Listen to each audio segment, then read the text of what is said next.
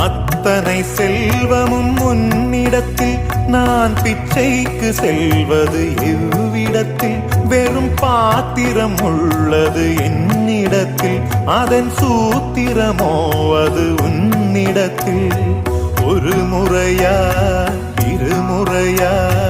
பல முறை பல பிறப்பெடுக்க வைத்தாய் புதுவினையா பழவினையா கணம் கணம் தினம் என்னை துடிக்க வைத்தாய் பொருளுக்கு அலைந்திடும் பொருளற்ற வாழ்க்கையும் துரத்துதே உன் அருள் அருள் அருள் என்று அலைகின்ற மனம் இன்று பிதற்றுதே